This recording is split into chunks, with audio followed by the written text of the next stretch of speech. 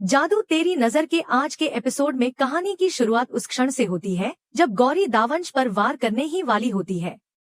उसका चेहरा गुस्से और मजबूरी के भावों से भरा हुआ होता है। दावंश को भी ये एहसास हो जाता है कि शायद आज उसका अंत निश्चित है, क्योंकि सामने खड़ी गौरी अब वो नहीं रही जो पहले थी। अब उसमें रिस्वा की शक्ति है और वो हर बाधा पार कर सकती है। लेकिन जैसे ही गौरी का हाथ उठता है वो ठिठक जाती है।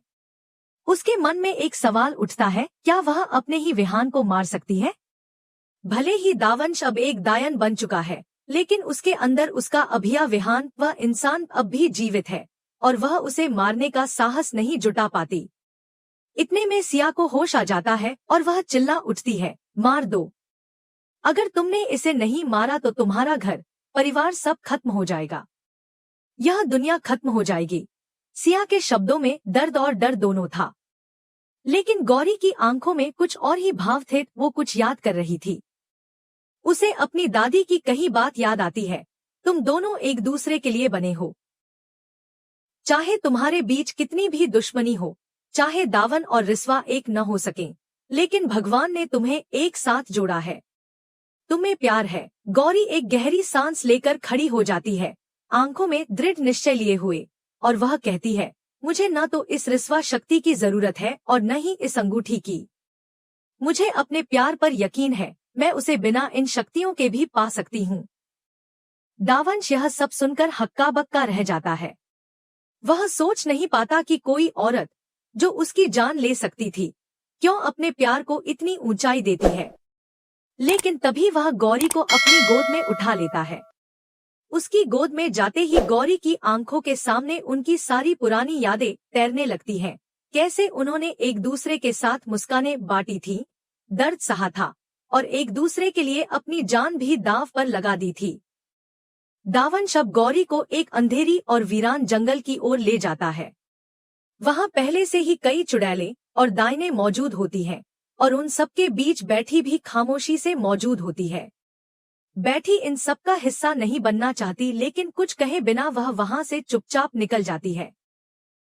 दावंश एक बड़े पत्थर पर गौरी को लिटा देता है और अपने हाथ में जादुई शक्ति से अपना शस्त्र बुला लेता है। उसका चेहरा गंभीर है, लेकिन आंखों में एक टकराव है, प्यार और पागलपन का। वहीं दूसरी तरफ सिया हर्ष की मृत देह को गोद में लेकर रो रही होती है।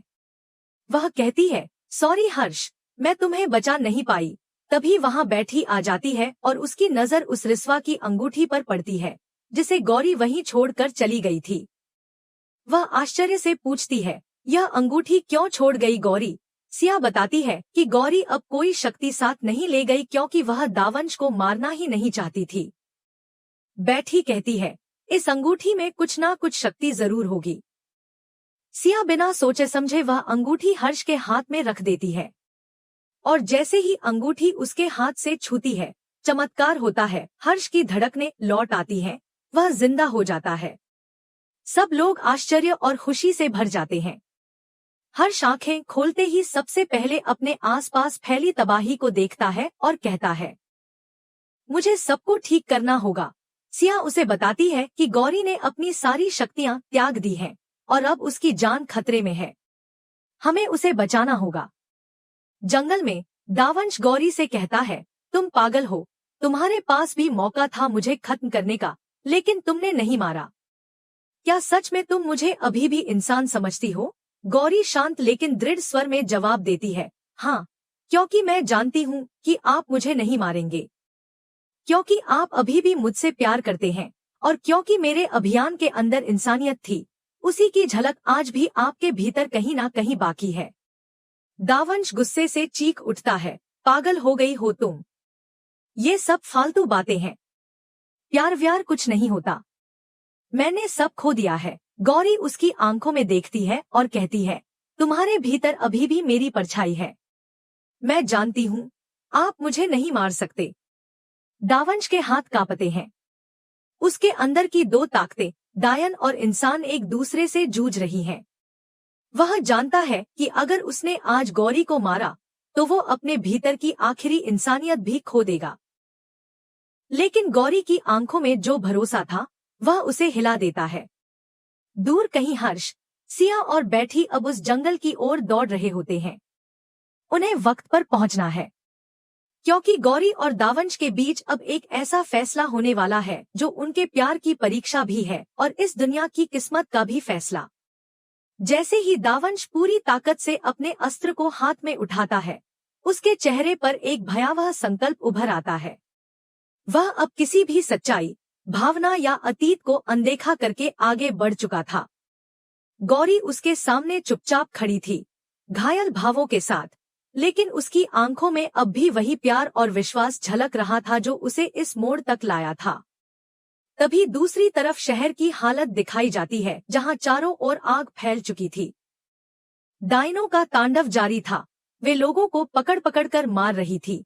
शहर में चीख पुकार मची थी, इंसानियत जैसे दम तोड़ चुकी थी। पर इन सबके बीच वह क्षण भी आ ही गया जब दावंश का अस्त्र चल गया और वह सीधा गौरी के पेट में आकर लगा। गौरी ने एक हल्की चीख के साथ खुद को पीछे की ओर ढील दिया। उसका खून बहता हुआ सीधे दावंश के चेहरे पर आ गिरा। उस खून की गर्मी ने जैसे उसकी रूह को झंझोड़ दिया। वहीं कहीं दूर जो आत्मा विन की मां ने बंद कर रखी थी, वह भी अब मुक्त होने लगी थी, मानो गौरी की चोट ने हर बंधन को तोड़ दिया हो। घायल अवस्था में भी गौरी ने अपना हाथ दावंश की तरफ बढ़ाया और उसके हाथ को थाम लिया। उस एक स्पर्श ने दावंश के भीतर एक तूफान खड़ा कर दिया। वह दर्द जो अब तक गौरी के शरीर में था, वह अब दावंश की आत्मा में समाने लगा। दावंश के भीतर जो रिस्वा शक्तियां थी, वह जैसे उसी पल उसके अंदर दोबारा जाग उठीं, लेकिन इस बार उसमें दर्द, पछतावा और आंसुओं की गर्माहट थी। उसे अब वह हर पल याद आने लगे जो उसने और गौरी ने साथ बिताए थे। वह दिन जब वे पहली बार मिले थे, वह रात जब उन्होंने पहली बार एक दूसरे की परवाह की थी, और वह वादा जो दावंश ने किया था, अगर तुम्हें कभी कुछ हुआ तो चाहे कोई तुम्हें बचाए या नहीं, मैं जरूर तुम्हें बचाऊंगा। उधर शहर में हर्ष, सिया और बैठी उन सभी लोगों के पास जा रहे थे जो मारे गए थे। वे एक एक करके रिस्वा की अंगूठी उनके हाथ में रख रहे थे और चमत्कारिक रूप से हर एक की सांसें वापस लौट रही थी। लोग फिर से जी उठे थे, जैसे पुनर्जन्म का एक चक्र शुरू हुआ हो। सिया यह सब देखती है और बोलती है, हमें अब गौरी को भी बचाना होगा। वह अपनी सारी शक्तियां छोड़ चुकी है, वो अकेली है। बिना शक्तियों के वह कुछ नहीं कर सकती। अब दावंश के भीतर की सारी शक्तियां पूरी तरह निकल चुकी थीं, और उसकी जगह अब फिर से पुराना विहान लौट आया था। वह अस्त्र उसके हाथ से छूटकर जमीन पर गिर गया, और जैसे ही उसकी आंखें गौरी पर पड़ी, वह अंदर तक कांप गया। उसने देखा कि गौरी बेहद घायल थी और वहीं बेसुध पड़ी थी। वह रोते हुए पीछे हट गया, उसके कदम लड़खड़ाए और वह दूर जमीन पर गिर पड़ा। तभी वहां हर्ष, सिया, बैठी और अन्य घरवाले पहुंच गए। सभी ने देखा कि गौरी की हालत गंभीर थी, पर उनके सामने अब फिर से वही विहान खड़ा था जिसे उन्होंने एक बार खो दिया था। बीना आगे आई और बोली, गौरी ने अपने ऊपर चोट ली है और उसी से दावंश हमेशा के लिए खत्म हो चुका है।